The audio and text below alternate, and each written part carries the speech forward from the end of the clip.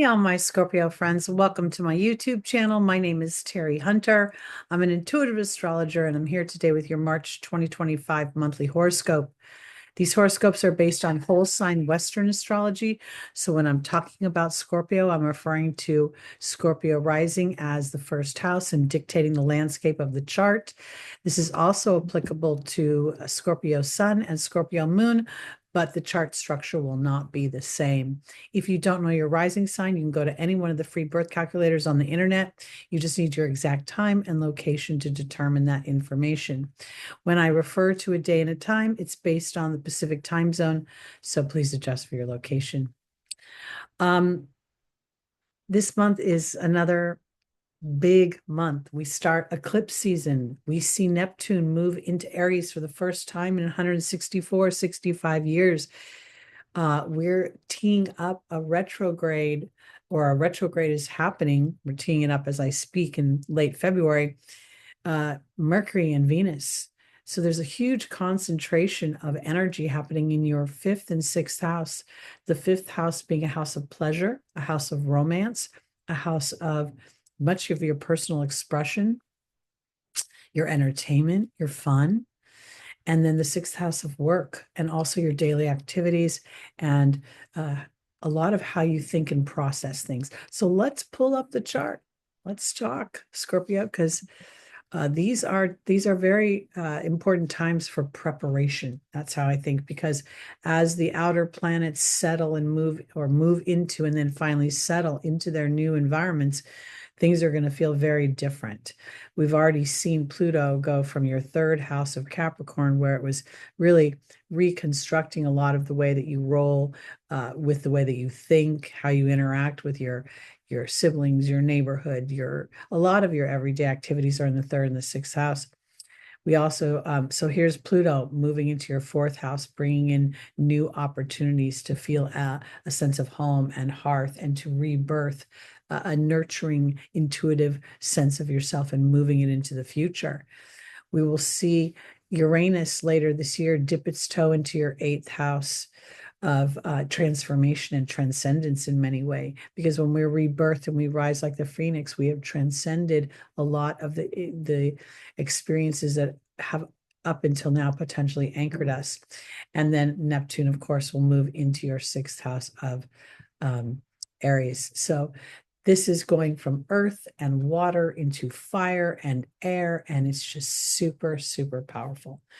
Because time is literally going to speed up.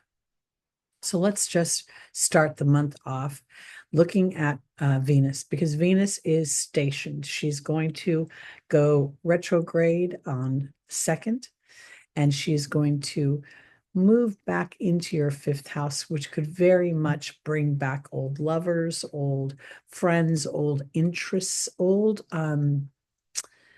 ideas about creative aspects, creativity, creative projects, or even potentially things you want to do in the way of your bucket list, your dream list for fun and entertainment. The fifth house is also the house of the conception of children. So you could, if you're of childbearing years, potentially be thinking about the idea of that or the idea of not doing that, one or the other. Let's go to the third, because this is pretty this is where we start to see things move, because Mercury is now moved into Aries and Venus has moved retrograde. Now, Venus is technically in her detriment in Aries, but I don't necessarily think of it that way anymore, because we are in modern times where we recognize the feminine as an energy, not necessarily a gender. And it's really the receptive energy, the passion of Aries, the exploratory, pioneering spirit of Aries, the independence of Aries, the willingness to kind of fall down and hurt yourself and then get back up again. That all lives in this Aries energy. So I really think that my Scorpios are thinking about, how you want to use your talents, how you want to use your perspective, your voice, and maybe even apply it in a more independent way to make money. And I think that Mercury coming onto this world access, this is the most powerful degree for co-creation. It's where the soul literally enters the physical experience to start the fool's journey around the zodiac. So here we're getting a moment, as we do, repeatedly as the planets hit these points. But now we're seeing a concentration of this energy of co-creation, using my talents, using my thoughts and my speech to align to all of that. That's what's happening right here. Let's go to the 11th, where we will see Venus and Mercury in an exact conjunction in Aries, and yet Mercury is still moving direct. Venus is just starting to get some speed up in her retrograde, and Mercury is slowing down to station and move retrograde on the 15th. We are also in 2 days about to experience our first eclipse on the new karmic Pisces Virgo axis. And I think this is going to really set the tone for an adventure over the next 6 months about how I want to use my history to empower me versus to tether me.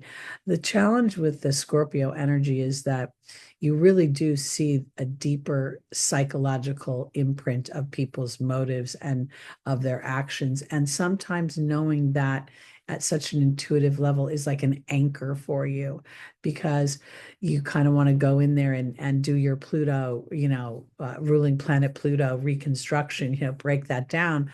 And sometimes it doesn't serve you. So this could be really kind of some of the things that you'll be revisiting over this retrograde. We are going to see the Sun and Saturn come into an exact conjunction, but the more important thing is the eclipse, because the Sun is on the 12th. The Sun and Saturn are already in a conjunction, and on the 13th, when we experience that first eclipse at 11:54 p.m., we're looking at the Sun and Saturn in its conjunction being a focal point of the reflection on the moon.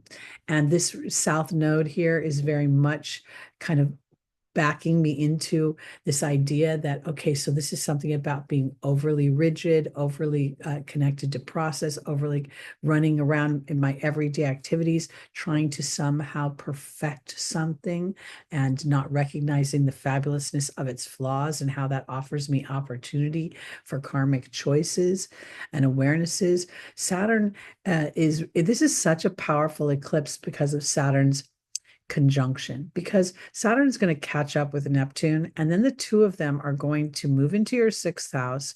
They're going to hang out, they're going to station there, and then each take their turn retrograding back into Pisces, putting a huge focal point on this idea of finding the spiritual wisdom through restriction, responsibility, obligation, rewriting those terms, and maybe focusing more on my passions and having that dutiful, responsible, obligatory, disciplined energy on that.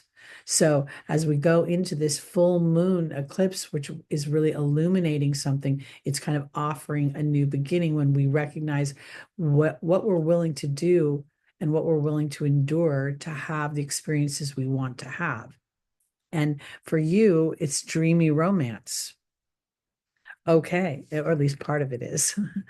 All right, so my Scorpios, on the 15th, Mercury will go retrograde. And we'll see again, these two planets are not going to be very far apart. So it's a continued conversation. The difference in the landscape, okay, is the Aries is like, what am I hot about? What am I still pissed about? Where have I not been seen for my individuality? Where have I not been recognized? Your ruling planets, Mars and Pluto, are no jokes. They're super, super powerful planets. And in such, they require a lot of consciousness from the bearer, meaning you. And if you're a Scorpio moon, that's even more important, because you are emotionally, naturally predisposed to understand the emotional makeup and psychological makeup of those around you. So this retrograde is really kind of tasking you on a big level to see that your service is to recognize your own thoughts and your own self-worth. That service represented by the sixth house, Aries, the individual, and in a way that as you chase and pursue your dreams, you invite others to do the same. You pursue your fifth house joys and pleasures. That's where I'm going with that. Okay. On the 19th, we'll see the Sun conjunct Neptune as it finishes its little journey in through Pisces, and it will move into Aries on the 20th. I'm going to move to the 22nd, where we see the Sun in a conjunction with Venus at 2 degrees on the world axis. I like, to be really kind of concise. I like to keep conjunctions between 0 and 3 degrees. Anything bigger than that feels a little bit like a, conversation in another room that I can hear part of, but not all of it. Here, the conversation is, does my ego keep me from expressing my talents, my skills, my truth, my power? This is where I think Venus is being rewritten in Aries, where she's starting to recognize that the feminine receptive energy is as powerful as the action-oriented, Martian energy, and that's very much depicted in your sixth house. Okay, now we're going to see on the 24th, I'm sorry, we're going to see Mercury have the same conjunction with the Sun at 4 degrees. And again, the Sun tends to combust a planet that it sits next to, but Mercury and Venus are both used to traveling very close to the Sun. So while I do think that if we take the Sun as being outside of ourselves, there could be situations within the workplace where other people's egos get in your face a little bit. But if we think about the Sun being your ego, this represents to me exciting God opportunities or evolutionary God opportunities. Something here where the ego gets to check into the self, but in a way that isn't a brave, heroic way, even maybe being brave in recognizing where the hotness has been and then recalibrating how I address that hotness. Here's Venus on that world axis, ready to receive co-creations as she's willing to recognize where potentially the, over criticism, the lack of belief that I will see it, I will believe it when I see it. That could be the South Node in your 11th house of your dreams don't come true unless you can see it. And, the future won't really, start to grow unless you can see it. That's that Virgo energy pulling things into the earth plane where the natural 11th house wants to go into the future, into space, into infinite possibilities. So, okay. And then we have Venus re-enter her domicile on the 27th. I'm sorry, not her domicile, her exaltation.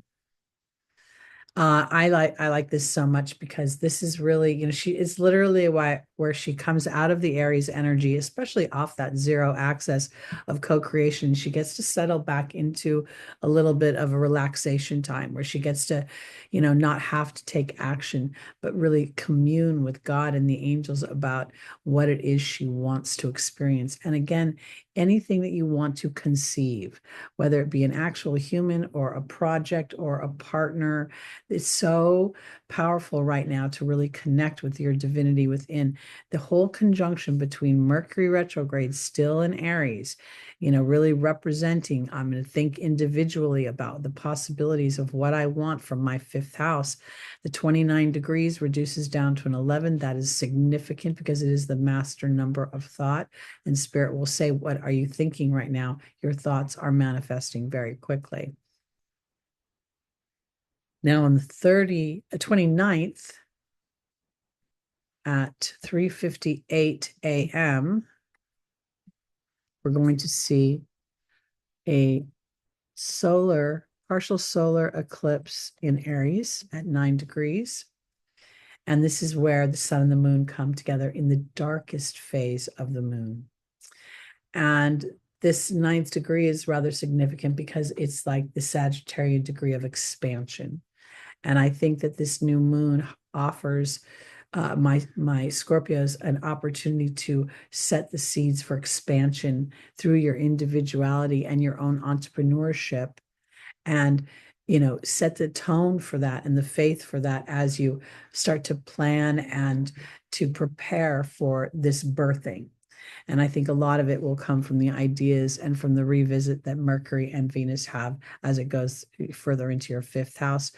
While Mercury is not really in any kind of, I think, conjunction other than being in the same house, Mercury is at that 0 degree. So this new moon could be very much a revisit of a lot of different things about your daily activities, including the people you spend your time with.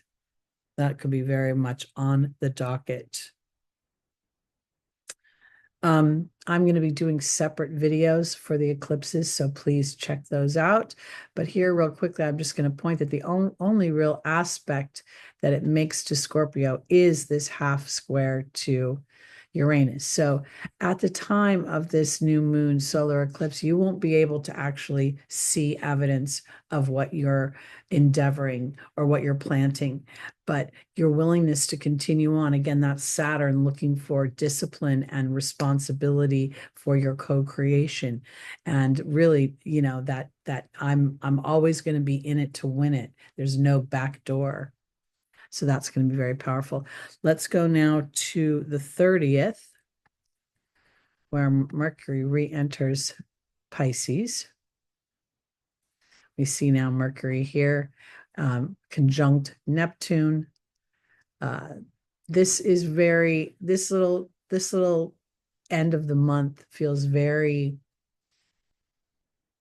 feels like you could potentially want to spend time at home with close friends, alone, potentially even, and really starting to think about what it is you want for your future. If you are wanting to conceive a child, I don't think the retrograde is such a bad time to enjoy the pleasures of the fifth house and the romance that it offers. But I do see that trine from Saturn up to Mars. And I think this is, again, having an endurance for what you want beyond what you can see with your eyes. There is this,